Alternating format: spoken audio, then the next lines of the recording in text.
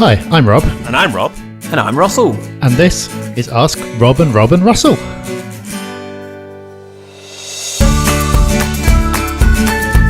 Yes, it is. He's back again. And after last week, it's no surprise. Yes, Russell Smith from Property Hub Tax is back, bringing all his knowledge with him. And that's probably because we make it pretty easy for you to get your questions in. Yes, we do. Just give us a call, 013 808 00035. That's 013 808 00035. Or go over to thepropertyhub.net/ask. That's what today's questioners did, and now they're about to get their answers. So let's have a listen to our first question today from Matt. Hi, Rob and Rob. My name's Matt, and my wife and I are new investors. We're in the process of completing our first investment at the moment, and we have another in the pipeline. We both like to extend a really heartfelt thanks to you both because the really high quality free information you put out there, we're kind of avidly absorbing. Both your podcasts, Rob Dix's book, the meetups, and even the information days in London have been really, really useful to us. To get to the point of my call, my question concerns the free education course, The Ultimate Property Strategy, and this notion of effectively paying yourself with debt as you're remortgaging and your equity in the property is increasing. So we are, like a lot of investors, buying through a limited company at the moment. And obviously when you take money out of a limited company, you've got a corporation tax and dividend tax to deal with. So we wanted to try and understand how best to minimise or to deal with this. Perhaps both your takes on what we can do to minimise this, but obviously we don't really want to have the majority of the portfolio in our own names, largely for legacy reasons.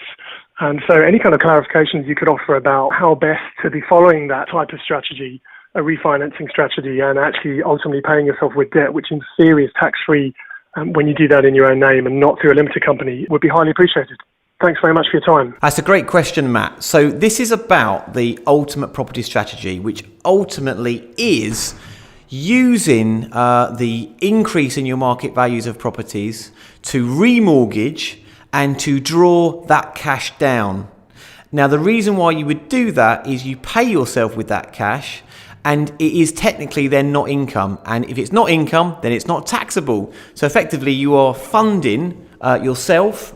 It could be for extra property investments, or it could be for other things. You're funding yourself with tax-free income. It's a very good strategy, but, and here's the big but, it is harder to do in a limited company.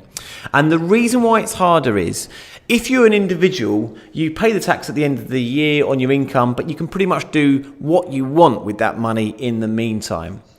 When you're in a limited company, every time the money comes out of the limited company into your own hands, you're then caught by dividend tax. Now, dividend tax is a horrible thing, fairly new, only come about a year and a half ago. Before, as a basic ratepayer, so below about 40,000, you wouldn't have paid it. Now you have to pay some dividend tax. Now, if you take money out, generally speaking, you can have a £5,000 tax-free amount, but the rest of it is going to be taxed.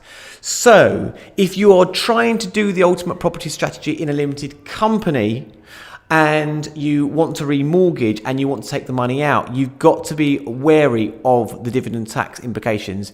The chances are you will be taxed. Now remember, you've already been taxed in the company on your rental income. So the corporation tax, currently at 19%, will tax your rental profits in the limited company. But if you take more money out, you'll be hit by dividend tax. Now, can you actually do it? Well, you kind of can do it. So let's suppose you do remortgage a property in a limited company, and you do not want to reinvest that money in another property within the limited company, because obviously if you did that, that would be fine. The money's not leaving the limited company. But let's suppose you didn't want to do that and you wanted to, buy a new kitchen or something like that. So you take the money out of a limited company. To avoid dividend tax, you could take that out as a loan, as a director's loan. Essentially, the company is lending you the money. Now, of course, the cash has got to be there, but if you remortgage, then that should be fine. It goes down on your account as a director's loan, and a director's loan coming to you is not income, so therefore it's not taxed. So you're saying to me, hang on a minute, it's the same thing, so why is it a problem? Well, it's a problem if that loan is still there 9 months after the company year end. So if you do it on the first day of your company, then you're going to have a year and 9 months to use that cash. But by 9 months after the year end, you've got to pay that money back. Now, the reason why you've got to pay it back is Otherwise, HMRC will hit you with a tax bill of 32.5% on that money. So, Matt, if you can do the ultimate property strategy by making sure you take the money out but put it back in within 9 months of the year end, then you're going to be absolutely fine. But to be honest, it's tricky to do because presumably you're going to spend that money, so you may not have that personal income coming back. So for the vast majority of people, it will be difficult to use this strategy in a limited company. Well, Matt, I hope you found that useful. For some, it works very well. For others, you're going to need to employ a different strategy. But that's the whole reason we set up Property Hub Tax, so you can get that advice. And we can also use that knowledge to dish it out on podcasts like this, which is fortunate because we've got our next question in now from Sunny. Hi, Rob and Rob. This is Sunny Tagdi from West London. I massively enjoy your show and am thankful for your helpful tips.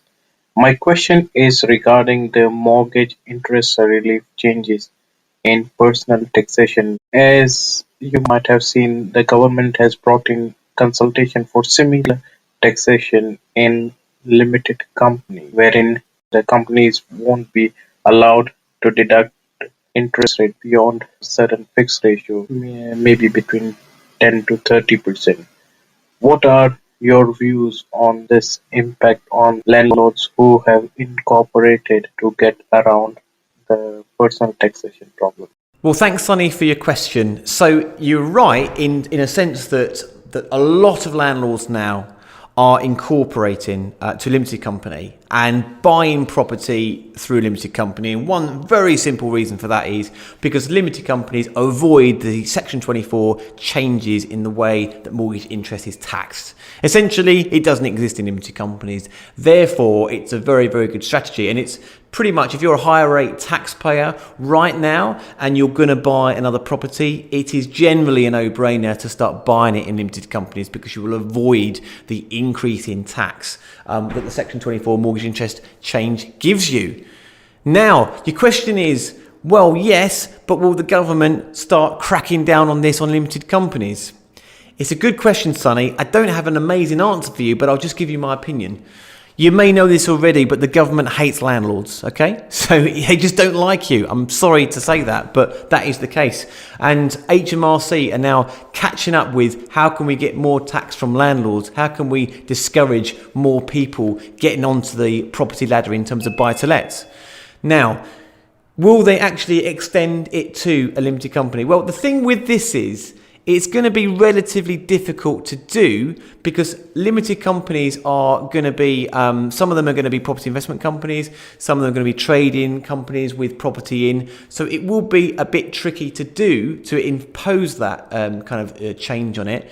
And it isn't always the case that just because HMRC changes the tax rules on individuals, then it therefore follows into the limited company. So right now I wouldn't be overly worried about the change. And I have to say, we've just gone through another budget just a couple of weeks ago and there were no changes in that. So, Sonny, you know, you're probably going to be okay, but you cannot really put anything past the government and HMRC. Will they potentially do it? Possibly.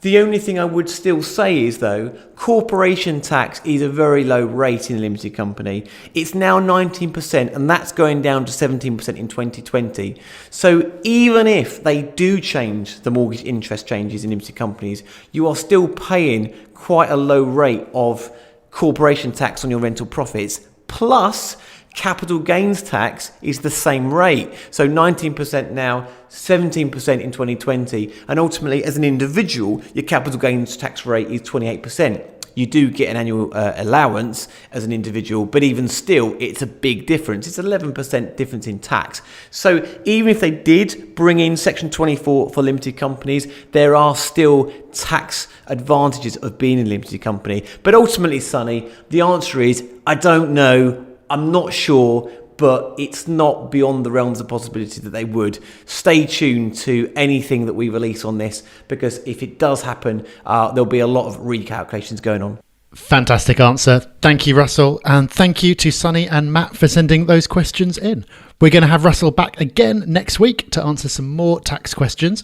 And don't forget, if you've got a question, whether it's specific to tax or about property in general, you can get that in by calling 013 808 00035 or going over to thepropertyhub.net/ask. That's it for this episode of Ask Rob and Russell. We'll see you again for the Property Podcast on Thursday. Bye-bye. Bye-bye.